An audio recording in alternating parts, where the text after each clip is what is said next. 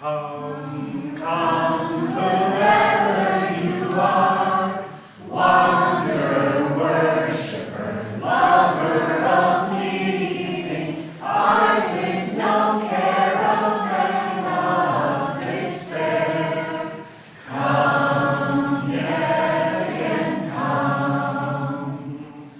Come, come, whoever you are, wanderer, worshiper, lover of leaving, ours is no caravan of despair. Come, yet again come.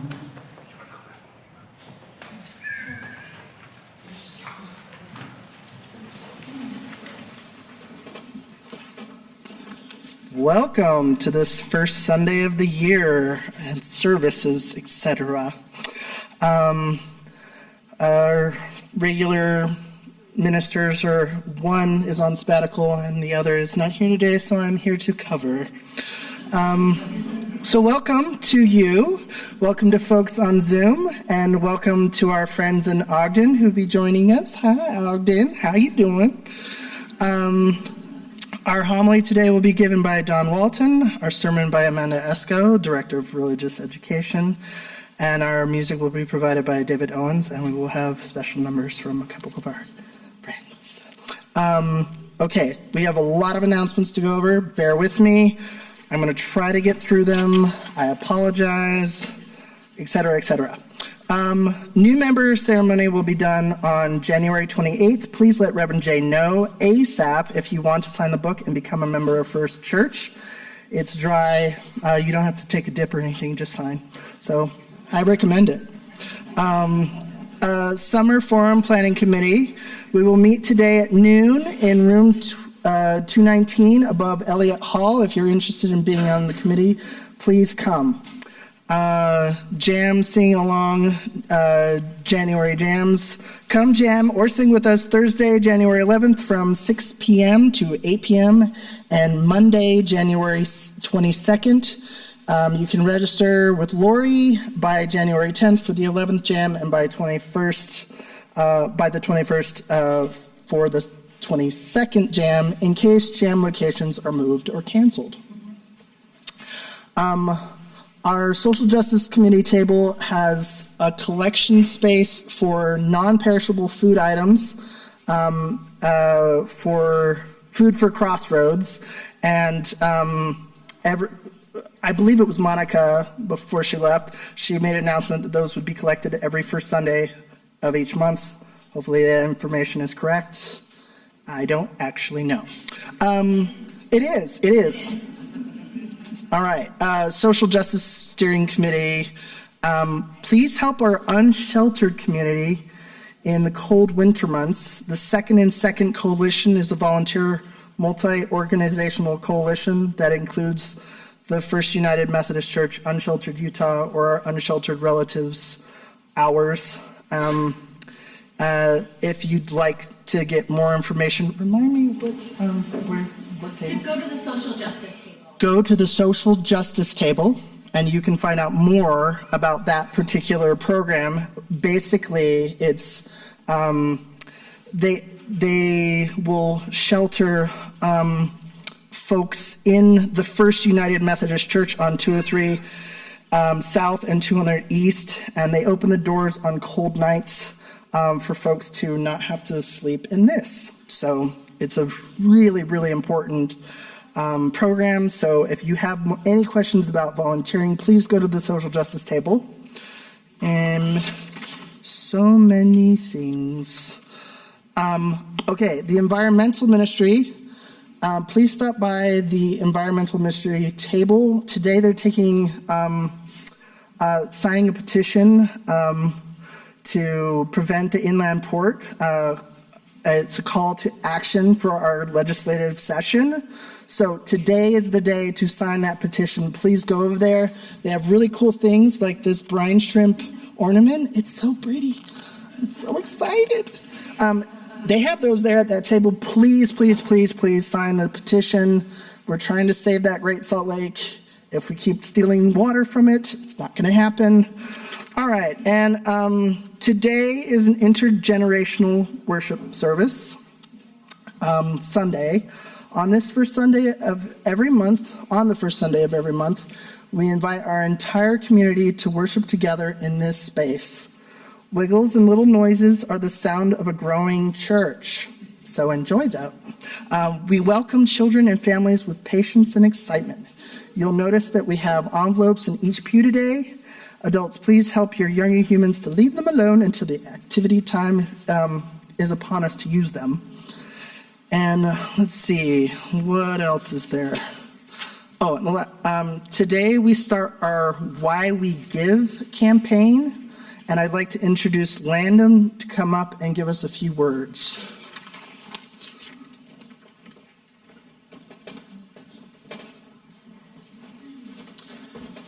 Okay, hello everybody. Thanks. I'm a little nervous about this. I had this whole New Year's speech written, and then I scrapped it before church today, and we'll see what happens in my other thing I wrote. So it's not about New Year's, but here we are. Okay, so according to the Kaiser Foundation's a Kaiser Foundation study in 2018, 1 in 5 Americans say that they often or only feel or always feel socially isolated. More recently, an LA Times reported that 1 in 7 men say that they don't have any close friends at all. This isolation can be particularly poignant for our older citizens. 30% of seniors live alone. 50% of women over the age of 75 live alone. The severity of the problem can be seen in medical research, which shows that a lonely brain is transformed. Neurotransmitters important for bonding and social connections go haywire. I personally have often felt some of those kind of lonely feelings. I also am a huge crier, so that might happen. Sorry. After leaving the religion of my youth and drifting unanchored for many years, I felt many of the physical and emotional symptoms of loneliness. I deeply needed a community of like-minded people. My brother brought me here to hear Tom speak. I loved it. He quoted Shakespeare, the Buddha, James Baldwin, the Quran, and yes, even Jesus Christ, all in the same sermon. If it was good content, he would use it. Intellectually, I knew I was in the right place, but didn't feel connected to the community yet. When he left, I thought, well, that was a nice intellectual experiment that I tried. Cool. But as the pandemic stretched on, I knew that I kept thinking about this church. And it wasn't just the minister, it was the choir. It was the boards and committees, the greeters at the door. And I decided to give this church another chance. Lucky for me, a wild thing happened the very first day I came back. Ian, the interim minister, was asking if anyone wanted to know God. And I was like, whoa, did everyone start believing in God while I was gone? What happened? But sensing some kind of trickery and willing to play the game, I raised my hand. Ian came off the pulpit and asked quietly if he could hug me. We hugged for a surprisingly long time. It felt safe, it felt open, it felt warm, and just a little tiny bit weird. Jay, if you listen to this, don't try this. I think for most people it'd be a lot a bit weird. So But I was deeply affected by this moment. Ian then talked about how for him, the feeling of God is connection between people and between each other. Since that moment, I have tried to open myself up to connections with the people in this congregation and have found that people want to connect back. I have found that this place has become a sanctuary from loneliness for me. Sorry, ooh, yeah. My dad genes. My dad's genes. I'm not a dad. There is a real community here that does care about me and every person who walks through that door. And there's a little secret. They don't care if I believe in God or not, the Christian one. So kind of opening this offering ceremony to this meeting today, I just want to tell you the reason that I give to this church, and it's because this church is a place that is a sanctuary from loneliness, which asks us to connect and be a community together. And so give, because that's a good thing. So thanks, guys. Appreciate it.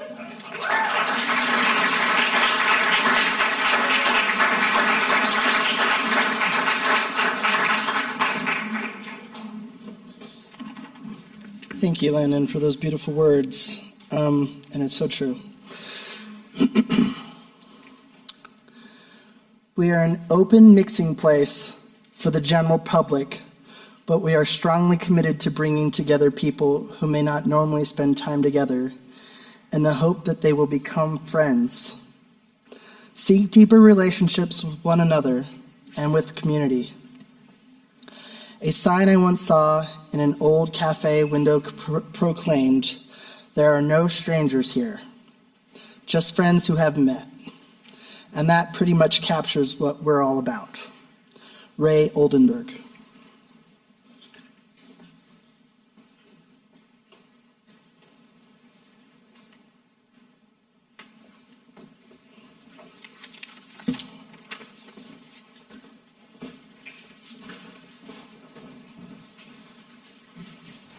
And now it's time for choir practice. Everybody get out your gray hymnals and turn to page 368.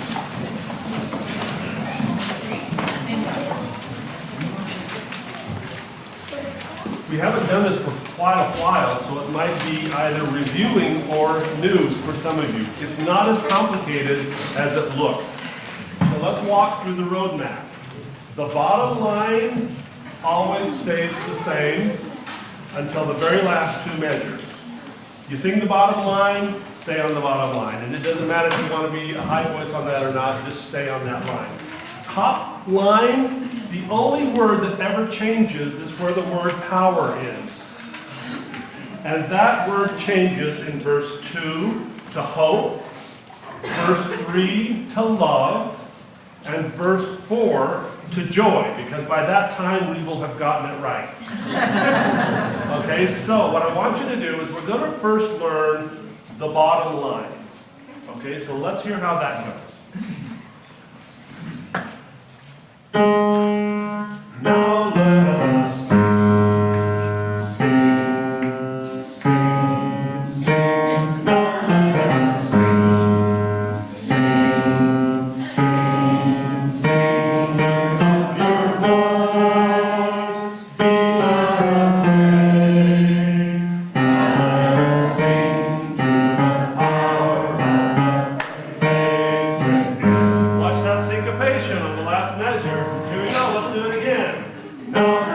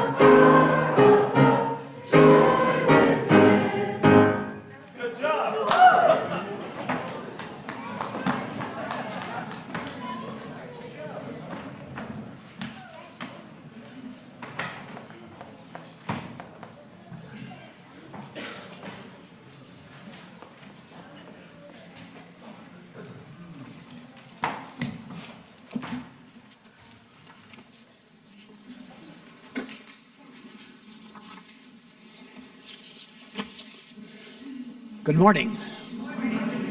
I'm Don Walton. I'm one of the lay ministers. I'd like to welcome you on this snowy morning this morning. It's when you give of yourself that you truly give. So when we talk about giving generously here, we're usually talking about money. But there are other ways to give in terms of time and talent. I found that I could contribute to First Unitarian's mission in ways that I never would have guessed, namely video editing and making burritos. So the takeaway message this morning is that we can all make in-kind contributions in our own way.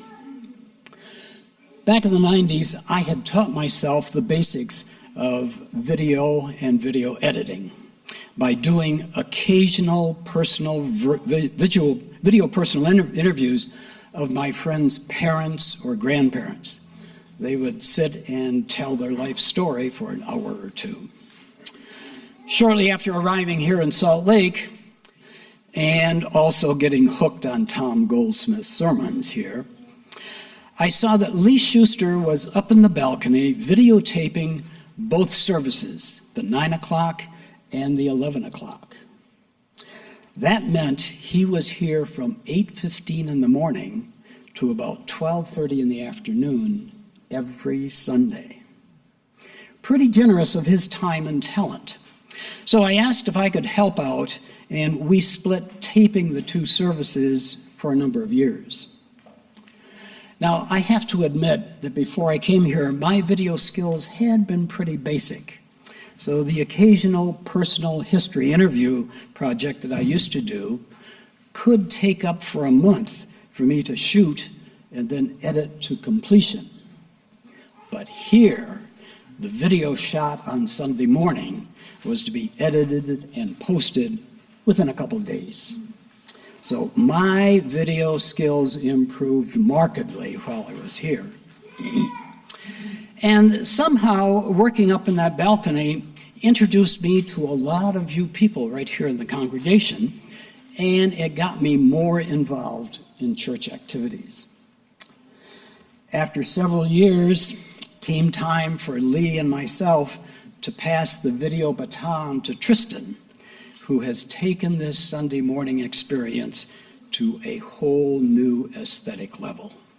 Thanks, Tristan.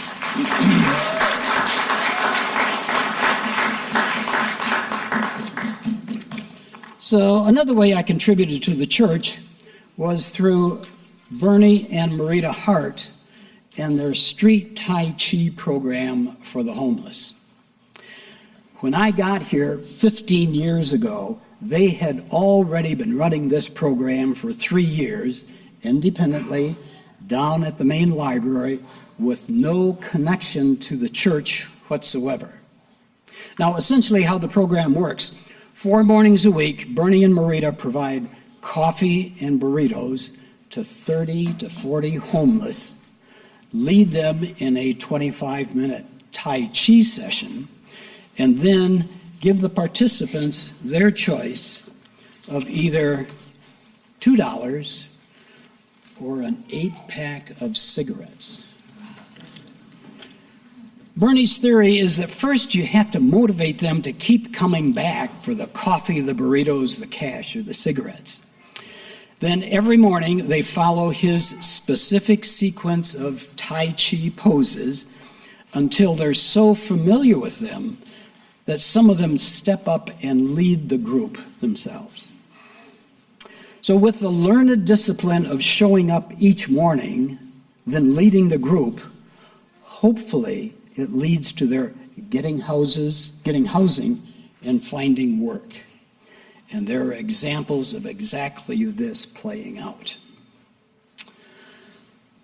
More and more church volunteers have made individual contributions to this program to the point where it's now an official social justice team project. So every other Thursday, a group of 10 to 12 volunteers gather here in our kitchen for an hour or so to make 240 burritos. Now, I fry up 15 pounds of potatoes and 7 pounds of onions and bring those in. And then a very efficient assembly line combines that with scrambled eggs, ham, cheese, and salsa wrapped in a tortilla to make a pretty tasty burrito. And thanks to David Owens, we even have our own burrito song. Eggs, cheese, some ham and a tortilla. When we gather at the church, it's always good to see ya. Production line burrito making, that's the thing that we are taking to the folks who don't have quite as much as we do. Thank you, David. So there are opportunities galore to contribute time and talent to the church's social justice mission in the community and to the spiritual needs of this congregation. Now, there is a special need for volunteers on the operational side of the church. So congregants who have business experience of any kind are always welcome to serve on the endowment committee, the finance committee, or on the board of trustees. Beginning with the church, new church year in July, there are going to be openings on these vital committees. So if we knew that you have a particular skill set that would help promote the mission of the church, we'd ask you if you'd be interested in stepping up. But we don't know that. So if you are interested in serving in any volunteer capacity, check with me and I'll see to it that you get connected with the right person to make your particular contribution. It's when you give of yourself that you truly give. Thank you.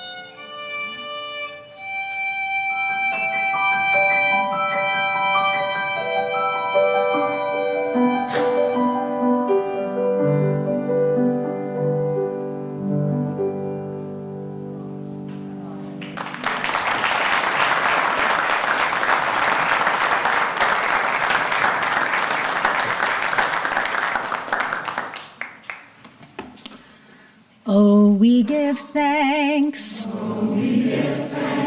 For this precious day. For all gathered here. And those far away. For the times we share. With love and care. Oh, we give thanks. For this precious day. Good morning, friends. My name is Amanda Esko, and I am lucky enough to be the Director of Religious Education for the First Unitarian Church. This morning is our first Sunday of the month, which is our Share the Plate offering. On our Share the Plate Sundays, we invite a local nonprofit to come in and share their mission while we share our collection plate with them. This morning, I am excited to introduce us all to Lynn D. Freitas. Lynn is the Executive Director of Friends of Great Salt Lake, and she's been with them in several different capacities since 1994. Friends of Great Salt Lake is a nonprofit organization whose mission is to preserve and protect Great Salt Lake's ecosystem and to increase public awareness and appreciation through education, research, advocacy, and the arts. Lynn, welcome to First Church.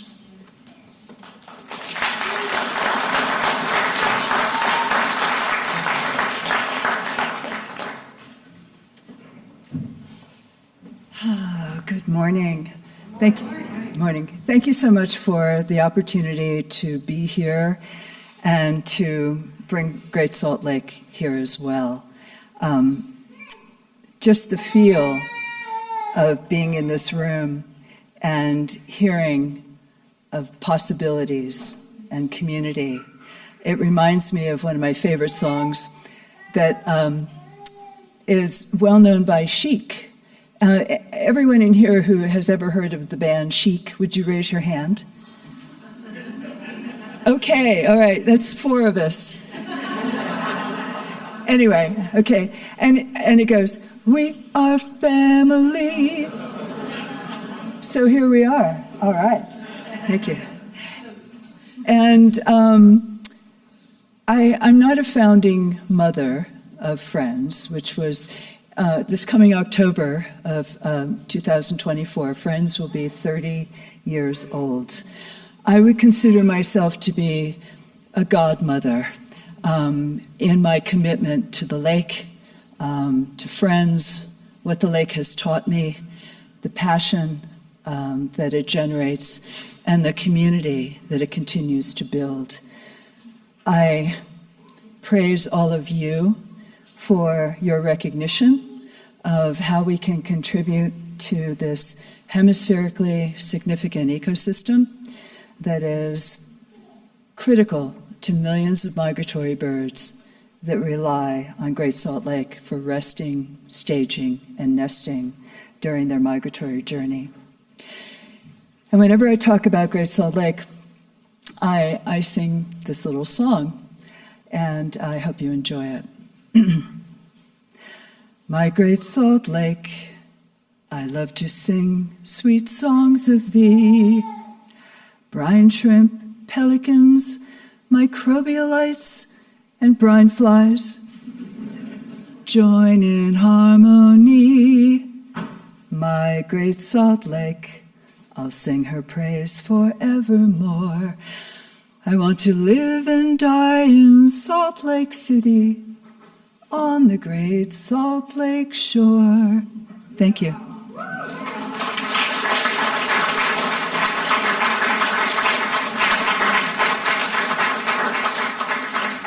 And with that, our offering is gratefully received, and please talk to your neighbors about how you're going to help the lake this winter.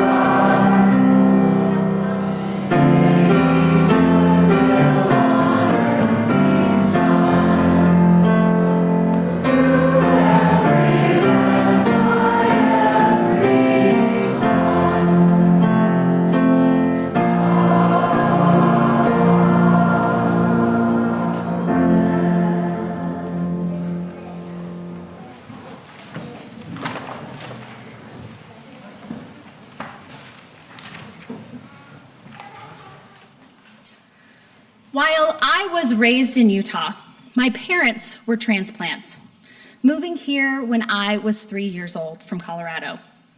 This move was especially difficult for my mother, who spent a period of her adolescence living in a small farmhouse on the edge of Bryce Canyon. As you can imagine, southern Utah in the early 70s was not a welcoming place for a nomadic Catholic family. So when my father told her that he was being transferred to Salt Lake, she was annoyed and anxious. She had 3 stipulations for this move. 1, they could live no further than 10 minutes from a grocery store. 2, she wanted to live in a new house. And 3, she wanted a paved road. In the end, she got 2 out of her 3 requests, but our road was finally paved about 2 years after we moved in. Being a young mother in a new city is isolating enough, but our neighbors were also bristly to us. Our family was outside of our neighborhood norm. As I approached kindergarten, my parents visited our local elementary school and quickly realized it was not the place for them. Desperate for other options, they found a new Catholic school opening just about a mile away. Now, my parents were Catholic, but they weren't Catholic. My mother was a fervent feminist who saw no reason women shouldn't be priests, believed that the queer community should be welcomed and loved in church, and encouraged me to always ask questions. But they were raised Catholic, and it definitely made my grandmother happy, and so choosing a Catholic school for their eldest daughter seemed like an easy enough choice. What they found there, though, was so much more than a school. They found a community. I do not have a large extended family. I have 1 uncle and 1 set of grandparents, and none of them lived here. Through this community, however, my parents created a network of people anchored around that church. When I cleaned out our family home a few years ago, preparing for it to be sold, I actually found this old church bulletin in a drawer. I don't know why, but it's been there since 1989. And I was immediately brought back to that space. Seeing familiar names, the groups, and the spaces, I was overcome with nostalgia and longing. My memories of this time are filled with images of those spaces. Sitting on the edge of a wooden pew with my friends, desperately wanting our parents to release us early from Mass so we could be the first in line for donuts during coffee hour. Building gingerbread houses out of milk cartons with my Girl Scout troop in the big classroom. Standing in line behind older women wearing so much perfume and so much jewelry to get my plate at the fish fry, and then squeezing myself onto a bench that already seemed impossibly full. This church provided my family a place to feel welcome and wanted and needed, and to feel at home. Sociologists would define this kind of space as a 3rd place in people's lives. Their first place is their home, and their second place is their work. But their 3rd place, as Ray Oldenburg put it, refers to the social surroundings where you relax in public, where you encounter familiar faces and make new acquaintances. Clubs, bookstores, libraries, parks, and churches are all examples of these 3rd places. 3rd places have 8 characteristics that Oldenburg lays out in his book, The Great Good Place. First, they're on neutral ground. People have no obligation to be there. They're not tied down to that place financially, legally, politically. They choose their level of engagement and come and go as they please. Second, they're a societal leveler. These 3rd places have no importance on an individual's standing and status in society. Third, conversation is the main activity. Connection to other folks through discussion binds this community together. They are accessible and accommodating. Third places must be accessible to the people using that space and then adapt to their new needs as time goes on. Fifth, they have regular attendees. Regulars to a third place are there to help people feel new, to welcome newcomers, and they open the door for others. Six, third places have a low profile. As Oldenburg describes it, the inside of a third place is without extravagance. It has a cozy feel. Third places are never snobby and pretentious, and they're accepting of all types of individuals from various walks of life. The mood for a third place is anchored in joy. While hardships and tensions weave their way in, as they do for us all, celebration, play, and joy are at the center of the community. Finally, a third place will feel like a home away from home. People feel a piece of themselves is rooted in this space and gain spiritual regeneration by spending time there. Often, people walk through these doors here at First Church looking for a third place that resonates for them on their journey. Over my 20 years here personally and professionally, I've seen families walk through this door with wriggly toddlers and babies looking for friends and a place for their families to ask big questions. I've seen people grieving the end of relationships, wanting to find solace in new surroundings with people who are new to them. I've met folks leaving prior faith traditions, anxious to be spiritually and emotionally vulnerable again. Some people stay, some people leave, and some people only come once. But the doors of our church, open and welcoming, are the constant. As we navigate the complexities of our existence, Unitarian Universalist churches stand as unique sanctuaries, embodying the essence of a third place that bridges the differences and fosters a sense of belonging. Our churches embody this concept, providing a haven where individuals from diverse backgrounds, beliefs, and walks of life converge at a metaphorical crowded table. At the heart of Unitarian Universalism lies an invitation to this table that is broad and encompassing of the human experience itself. Our principles and values emphasize inclusivity. They call us to create a beloved community centered around love through justice, pluralism, interdependence, equity, transformation, and generosity. In a world often marked by divisive lines of faith, politics, and identity, Unitarian Universalist churches become essential third places for folks. They transcend the polarizing narratives that dominate our cultural discussions, providing a refuge for folks that can come together and connect beyond the superficial distinctions that too often define us. I left Catholicism early in college. As my 14-year-old said to me this summer, I just could no longer get behind that theology. That didn't stop my yearning for community. As long as I can remember, I've been a person that gathers groups of people together. Fueled by the belief that somebody has to do it, might as well be me, I found myself time and again in the role of community builder. I've built my home to be open to friends and family for lazy dinners, loud parties, outdoor movies, runny noses, and tear-streamed faces. My neighborhood is filled with people I know, where bonfires run long and where children run between doorsteps and snack cupboards. The work of this church as a third place I hear resonated in the song Crowded Table by the Highwomen. We'll hear this song a little bit later, but in case you're unfamiliar, the song centers around the idea of a crowded table filled with people, all welcome, sharing a sense of belonging and togetherness. It's a profound message of inclusion and unity. Our door is always open, your picture's on my wall, everyone's a little broken, and everyone belongs. Our church extends our impact beyond the confines of our physical buildings, challenging the notion that spiritual communities should be confined only to the sacred spaces of worship. As we'll hear in the song Crowded Table, the message is clear. There's room for everyone, and that room extends beyond the walls of this church.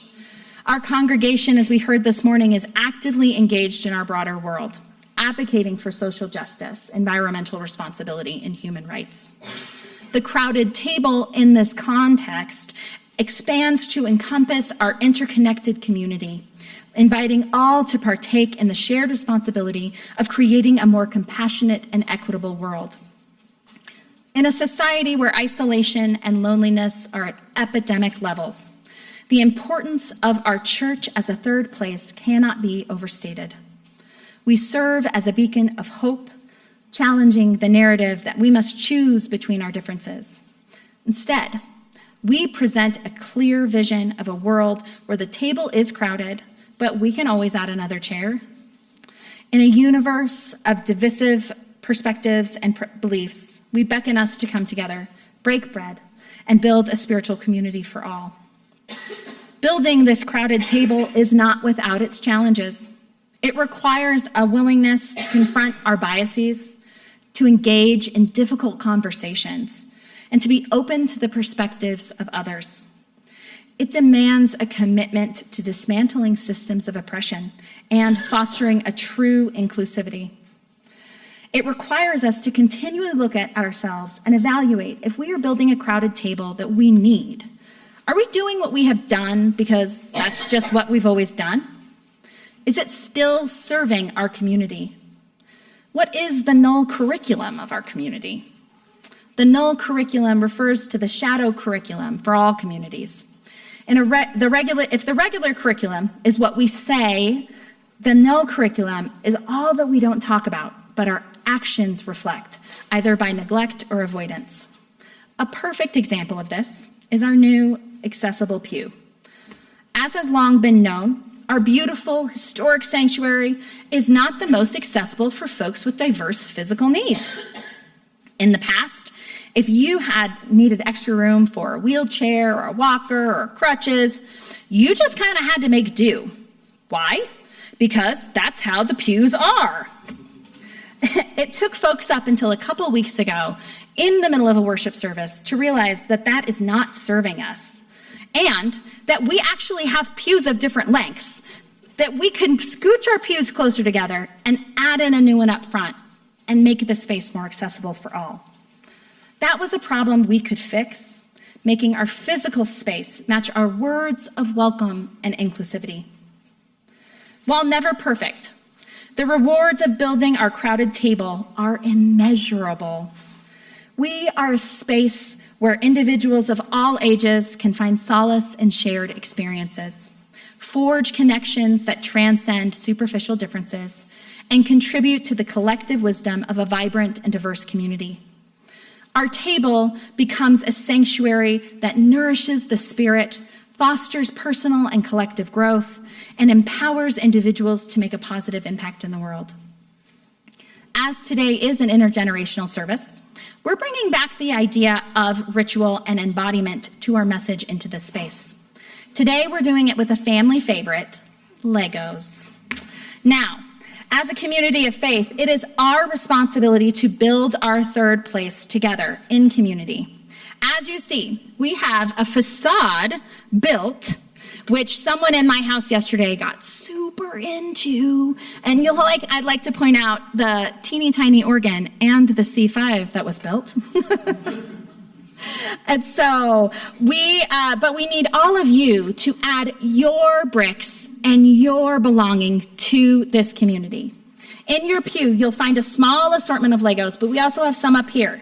So come on up, walk all the way around the table, and it's okay if it's crowded. You'll make room for others and come up. Let's take a few minutes and we'll listen to the song Crowded Table and build our sanctuary together.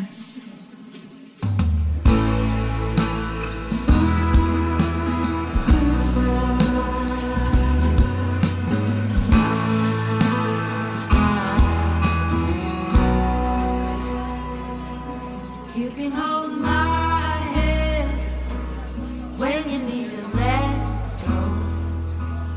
I can be a mountain when you're feeling valley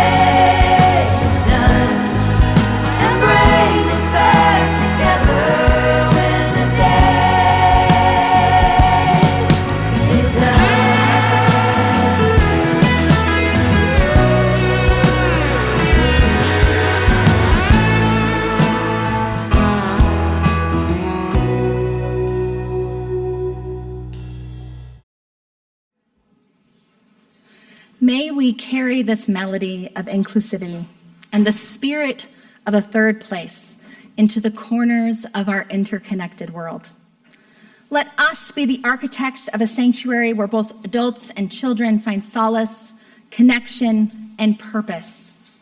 In the symphony of our collective efforts, may the crowded table of our congregation become a beacon of hope, inviting everyone to join in the transformative experience of building a world where everyone of all ages is welcome, heard, and celebrated. May it be so. Let us finish our service today with hymn number 407. We're going to sit at the welcome table.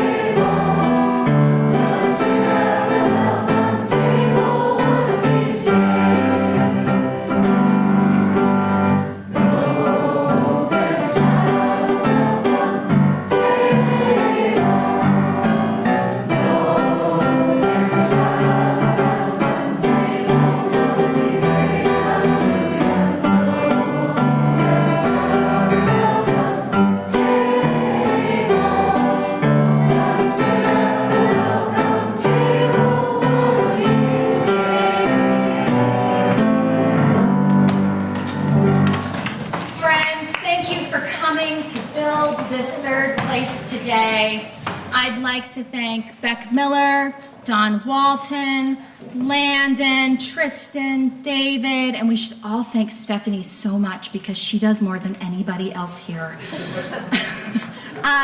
The kids for singing us in. Yeah, Stephanie should always get a round of applause.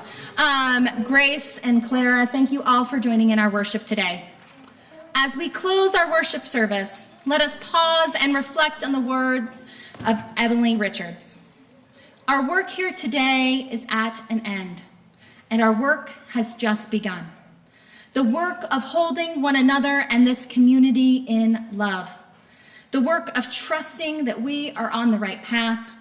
The work of believing that what connects us is stronger than what separates us. The work of engaging in that which makes us whole. The work of a deeper understanding and commitment. The work of letting go of that which does not serve us. The work of radical inclusion. The work of collective liberation. A beloved community of which we are all a part. A place where we are welcomed, respected, valued, cherished. A place where we belong. A crowded table, and with a place by the fire for everyone. Go in peace. Amen. Blessed be. May it be so.